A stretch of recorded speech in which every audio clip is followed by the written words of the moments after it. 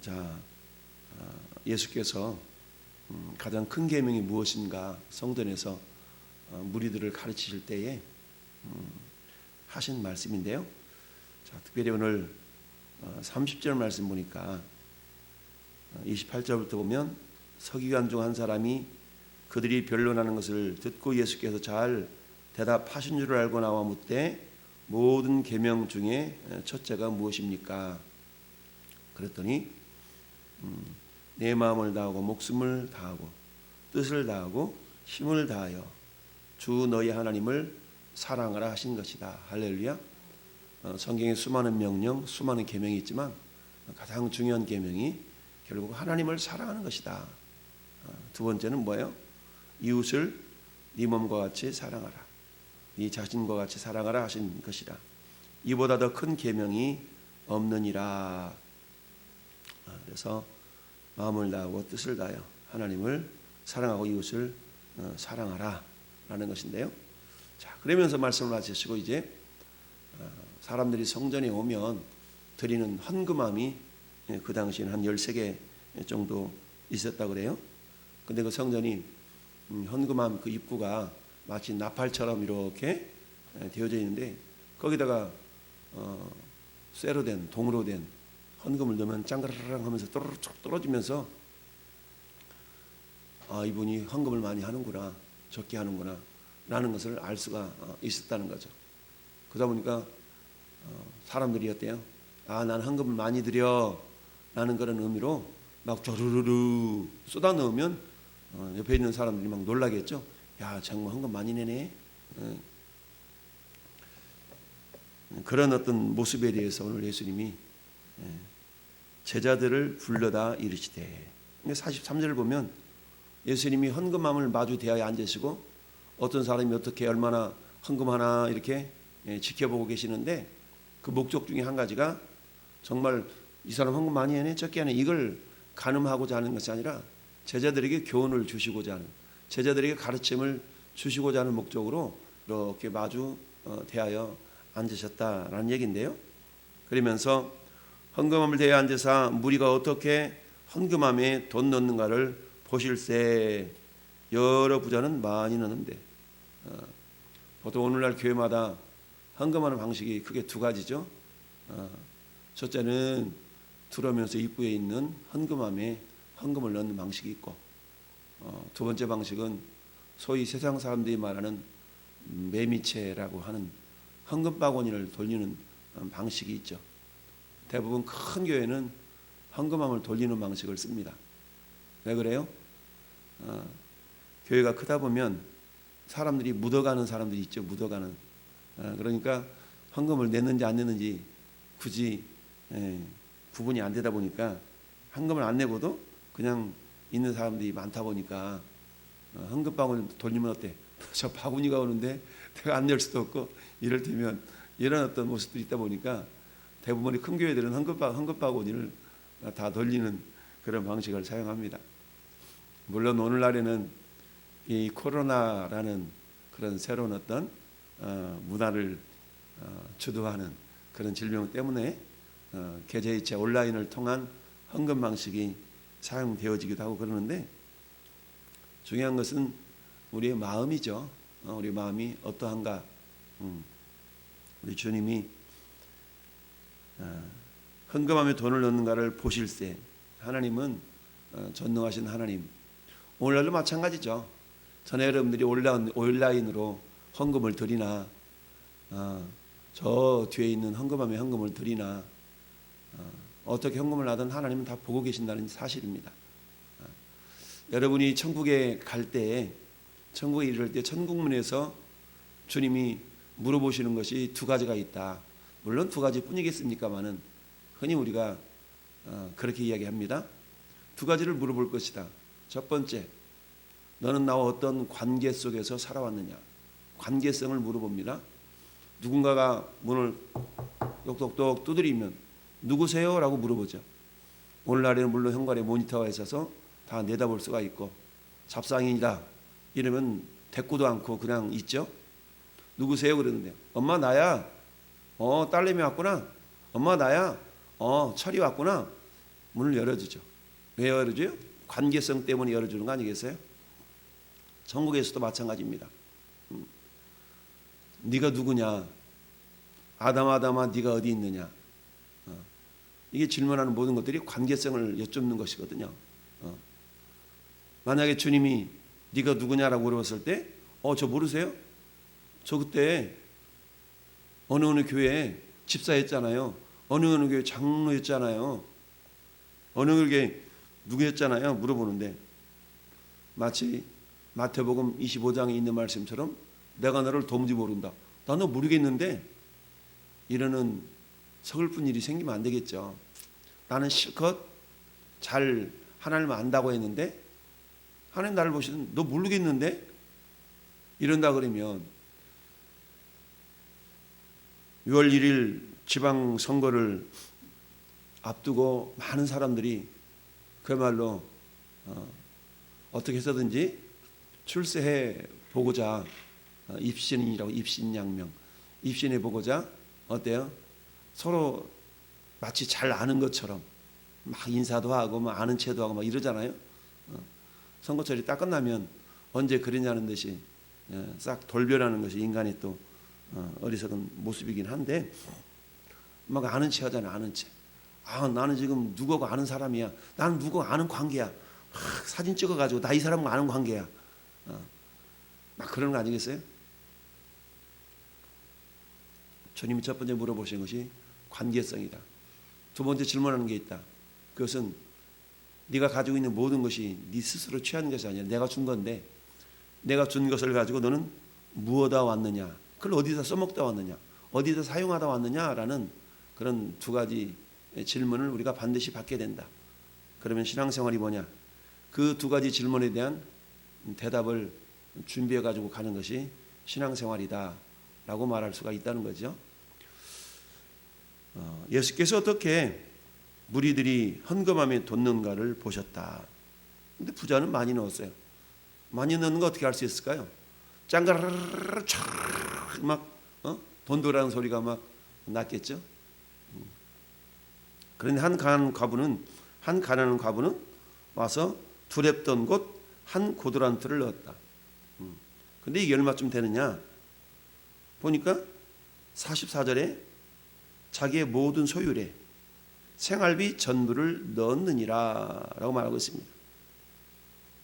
그런 거 보니까 하루하루 먹고 살려고 하는 그 생활비 전부라고 하는 거 보니까 특별히 가난하다 그랬으니까 많은 액수는 아닌 것 같아요. 굳이 따진다 그러면 이 고드란트, 렙돈 이런 어떤 단어는 보통 그 당시에 고드란트, 렙돈, 데나리온 뭐 이런 많은 수치들이 있지만 데나리온이라는 것은 성인 한 사람이 하루 일해서 벌어들이는 품삯을 한 데나리온이라고 얘기합니다. 그런데 오늘 나타나 있는 한 고드란트, 이 한 고드란트는 얼마쯤 되느냐? 한 고드란트는 약 이게 얼마야? 64분의 1 데나리온이래요. 그러니까 64분의 1 데나리온이니까 하루에 10만 원 번다. 이걸 64로 나누지 말고 우리 6만 4천 원 번다고 칩시다.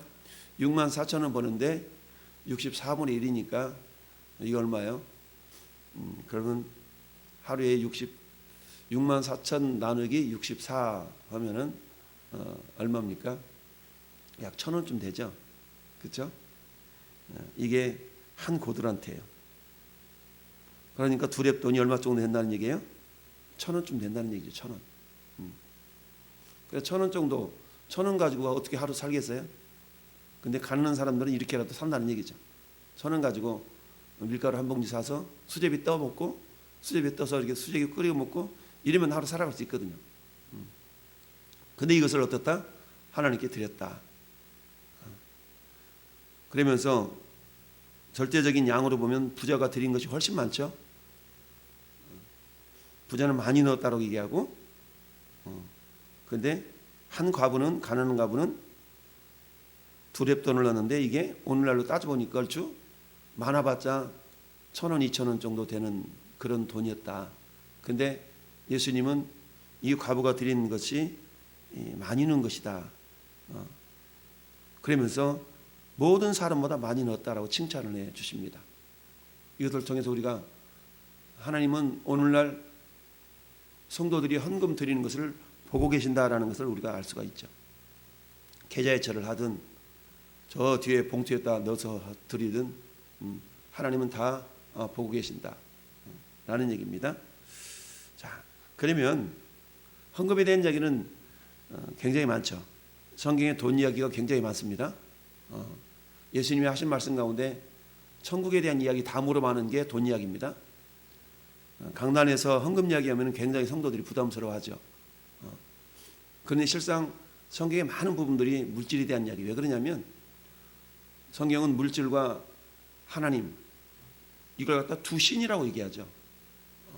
오죽해서 물질을 만몬신이라고 얘기하지 않겠어요?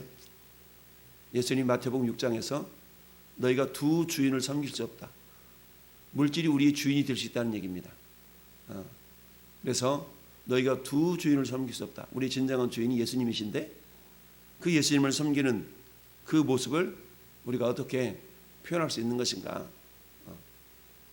자, 그러면서 성경에는 헌금에 대한 기준들을 여러 가지로 표현하고 있어요. 하나님이 감동할 수 있는 헌금은 첫 번째, 따라합시다. 감사로 드리는 헌금. 그렇습니다. 첫 번째는 뭐니 해도 감사가 전제되어지 않으면 안 된다라는 얘기입니다. 감사. 우리 헌금봉투 만들어놨는데 시편 50편 23절을 적어놨죠. 감사로 제사를 드리는 자가 나를 영화롭게 하나니 그의 행위를 옳게 하는 자에게 내가 하나님의 구원을 보이리라. 이게 헌금봉투에 기록되어 있는 여러분들이 감사 헌금을 드릴 때 감사로 드리고 있는가를 우리가 살펴볼 수 있어야 된다라는 얘기입니다. 하나님께 감사하는 마음을 결국 물질로 고백하는 거죠. 물질로. 왜냐하면 우리의 마음을 가장 잘 표현할 수 있는 것이 물질이기 때문에 그렇습니다. 그래서 첫째, 하나님 앞에 드리는 헌금의 자세, 감사로 드릴 수 있어야 된다. 그러니까 우리가 늘 헌금하는 자세 가운데 내 마음 가운데 감사가 있는가를 늘 점검해 봐야 된다는 얘기입니다. 두 번째, 따라합시다. 정직한 마음으로 드리는가.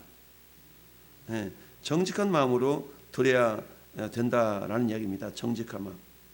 이 정직한 마음은 다른 말로 말하면 최선을 다하여 드리는 마음을 말합니다. 최선을 다해서. 여러분 오늘 본문에 부자는 어때요? 많이 드렸지만 많이 남았죠. 과부는 조금 드렸지만 다 드린 거죠. 결국 양을 말하는 것이 아니라 질을 말한다라는 얘기죠.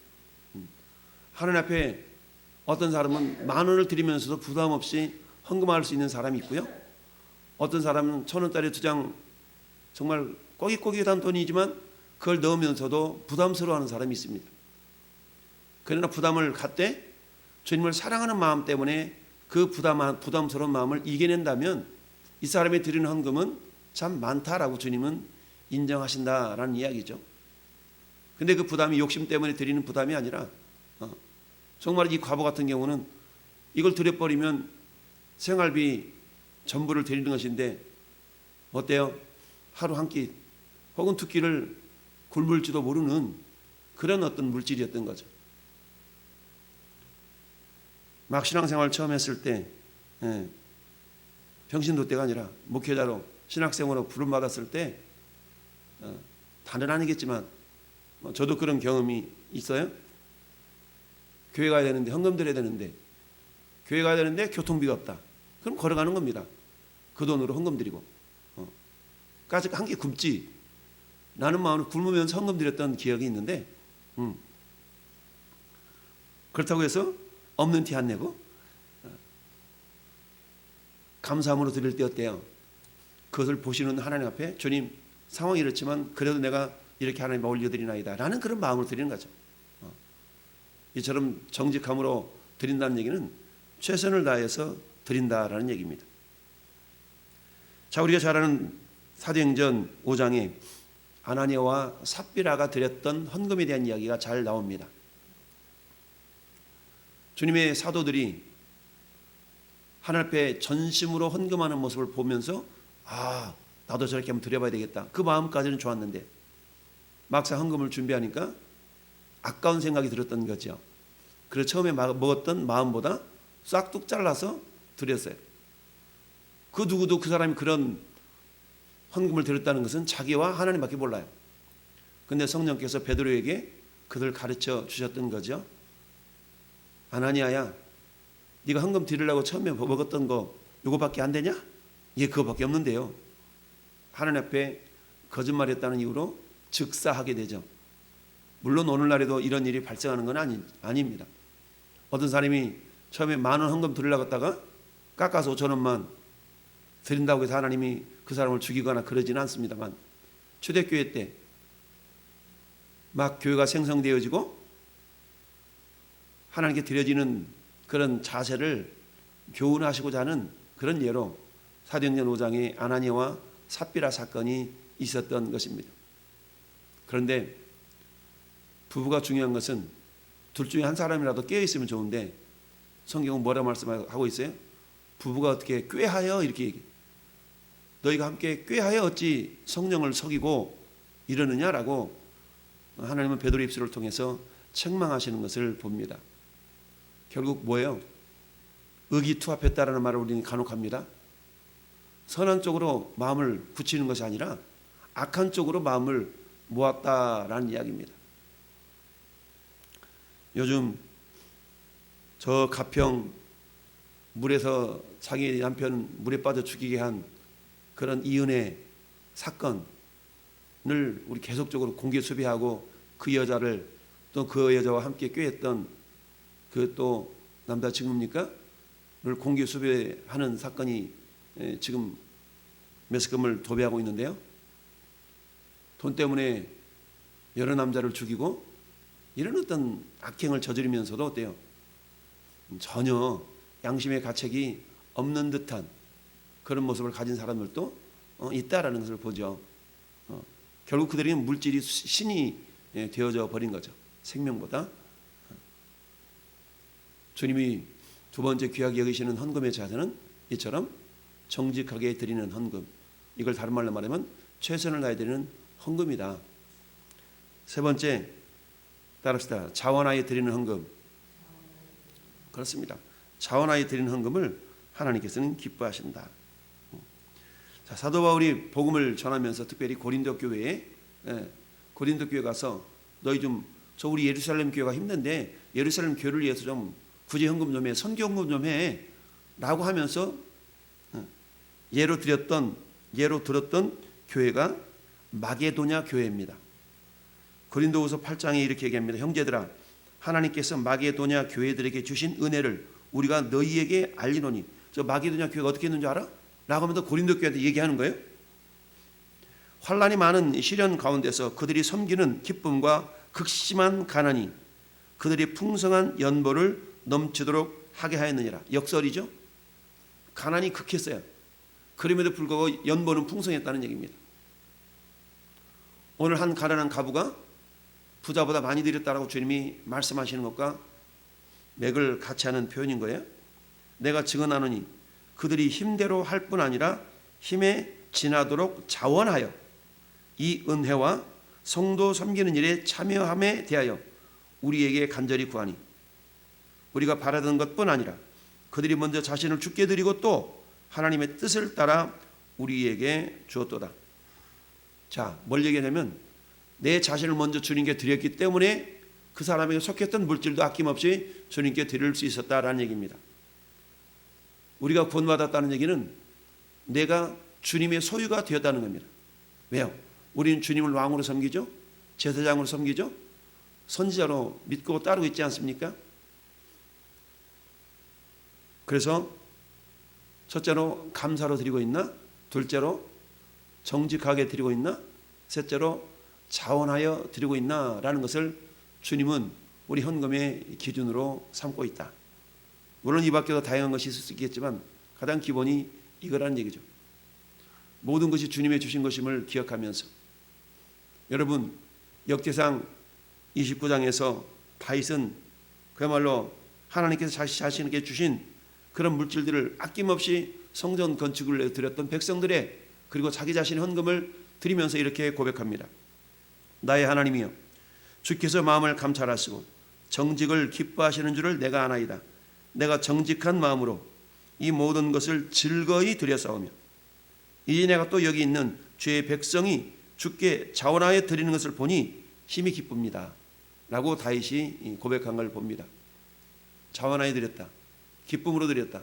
최선을 다해 드렸다. 감사함으로 드렸다. 이런 내용들이 포함되어 있는 거죠. 우리가 예물을 드릴 때마다 여러 가지 생각이 들겠지만 가장 기본적으로 감사가 있는가, 정직하게 드리는가, 그리고 자원하여 드리는가, 이 세 가지를 자신에게 늘 점검하면서 우리 하나님께서 우리의 모든 것을 보고 계신다라는 사실을 기억하면서 우리의 예물 드리는 자세를 이 아침 점검하고 우리를 구원하신 예수 그리스도의 그 은혜와 능력을 오늘 한 날도 겸손히 기억하며 오늘 한 주간에 고난 주간에 주님의 은혜를 감사할 수 있는 저와 여러분들 되시기를 예수님의 이름으로 축원을 드립니다. 아멘.